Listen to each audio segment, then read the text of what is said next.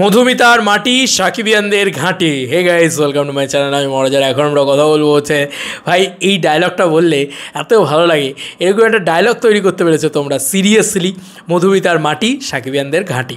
তো already মধুমিতার cinema হলে একটা সিনেমা হল থেকে বরবাদ ছবির কালেকশান কত জানো? শুনলে অবাক হয়ে যাবে। আরে অবাক হওয়ার মতনই। আর যদি ব্ল্যাকের টিকিটের কালেকশান জুড়ি তাহলে তো অন্য লেভেলে যাবে। দেখো, ব্ল্যাক টিকিট নিয়ে আমি কোনো কথা বলিনি, তবে এই ভিডিওর ভিতরে বলতে চাই, বাংলা ছবিতে লাস্ট কবে ব্ল্যাকের টিকিট বিক্রি হয়েছে আমাকে বলতে পারো? অন্যায়টাকে কখনো সমর্থন করা যায় না, কিন্তু এটাই হয়তো মেগাস্টারের পাওয়ার, এটাই হয়তো মেগাস্টারের ক্রেজ। আর সারা বছর তো এই সিনেমা হলগুলো চলে না, তো এই কারণে এরা একবারে শাকিব খানের কাছ থেকে পুরো টাকাটা নিয়ে নিতে চায়, যে কারণে হয়তো এই দৃশ্য দেখতে হয় আমাদের।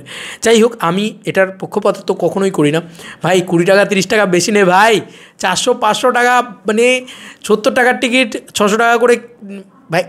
এতটা লাভ করার দরকার নেই, অল্প বিস্তর লাভ করো।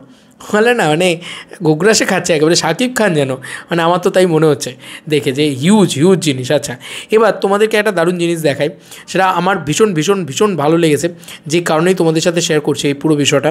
এটা আমি অলরেডি দেখলাম যে এখানে কিন্তু পরিষ্কারভাবে লিখে দেওয়া হয়েছে, মধুমিতার মাটি সাকিবিয়ানদের ঘাঁটি। সাকিবিয়ানদের এমন ঘাঁটি যে মারাত্মক ইতিহাস তৈরি করেছে। একটা সিনেমা হল থেকে, মাত্র একটা সিনেমা হল থেকে 5 দিনের কালেকশান একটা সিনেমা হল থেকে কত বলো তো? 50 লাখ টাকা। মানে পার ডে একটা সিনেমা হল থেকে প্রায় 9-10 লাখ টাকা করে কালেকশান হয়েছে। 5 দিনে 50 লাখেরও বেশি আয় করেছে শুধুমাত্র ঢাকার মধুমিতায়, যা অনেক মুভির এখনও পর্যন্ত টোটাল ইনকাম প্রায়। সিরিয়াসলি, সিএমের ছবিটা এখন অবধি মাল্টিপ্লেক্স চেন থেকে অতটা কালেকশন করতে পারেনি, তাই না? তো এটা বুঝতে হবে যে শাকিব খান এই নামটা আর কোনো নাম, মানে এটা একটা কোনো নাম না, এটা একটা ব্র্যান্ডে পরিণত হয়েছে।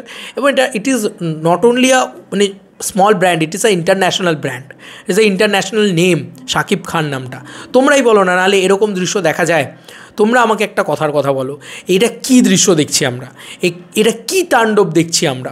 একটা সিনেমা হল থেকে 50 লাখ টাকার কালেকশান। এবং তার পরবর্তীতে লেখা পড়ি, আজকেও টিকিট ব্ল্যাকে বিক্রি হচ্ছে, লাইনে দাঁড়িয়ে দর্শক টিকিট কিনছে বরবাদ ইতিহাসের পথে।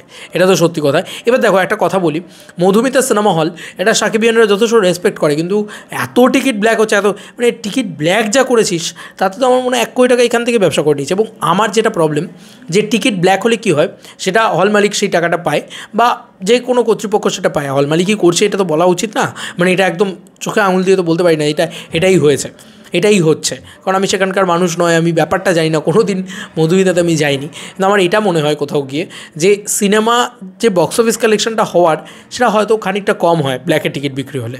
তো সেটা এটা করা উচিত না, কারণ সিনেমাটাকে বাঁচাতে হবে, সিনেমা শিল্পটাকে বাঁচাতে হবে, আরও প্রচুর মানুষকে দেখার সুযোগ করে দিতে হবে। 70 টাকার টিকিট 100 টাকা নিন না, তারপরেও সেটাকে মানে বুক ঠুকে বলা যায় যে হ্যাঁ ভাই, মেগাস্টারের ছবি একমাত্র বাংলাদেশে যার ছবি টিকিট ব্ল্যাক হয়, এটা একমাত্র শাকিব খানেরই পাওয়ার।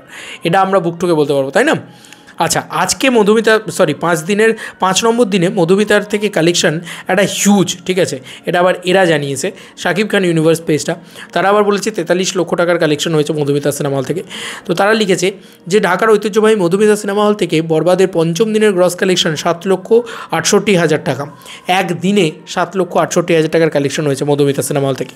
বুঝতেই পারছো, মধুমিতা সিনেমা হলে একটা তাণ্ডব, একটা অত্যধিক তাণ্ডব, বা একটা ঝড় চলছে, একটা ভয়ঙ্কর ঝড় চলছে বলা যেতেই পারে। আর কি বলবো, আর কিছু বলার নেই আমার। এবার দেখো, আমরা অন অ্যান অ্যাভারেজ ধরতে পারি, একটা সিনেমা হল থেকে যদি মিনিমাম বলছি, একটা সিনেমা হল থেকে যদি 5 দিন একটা সিনেমা 40 লাখ টাকার ব্যবসা করে, তাহলে 40 থেকে 50 লাখ টাকার ব্যবসা করে, তাহলে তুমিই বলো যে সেই সিনেমাটা লাইফ টাইম কালেকশন 20 কোটি টাকা তো হওয়ারই ছিল ভাই। এই সিনেমাটা ইতিহাস গড়তে এসেছে। বাংলা চলচ্চিত্রে সবথেকে কম সময়ে সবথেকে বেশি উপার্জন করা সিনেমা বরবাদ হয়েছে, এবং সবথেকে বেশি উপার্জন করা সিনেমা বরবাদ হবে হয়তো। এটা আমার কোথাও গিয়ে মনে হচ্ছে highest grossing film of Bangladesh. এতদিন তুফানে নাম্বার 1 পজিশনটাই ছিল, বরবাদ সেটা রেকর্ড ভেঙে নাম্বার 1 পজিশনটাই যাবে। হোক না 100 কোটি, দেখি না হোক কেমন হয় 100 কোটি। চলো বন্ধুরা, নতুন কোনো ভিডিওতে দেখা হবে, বাই।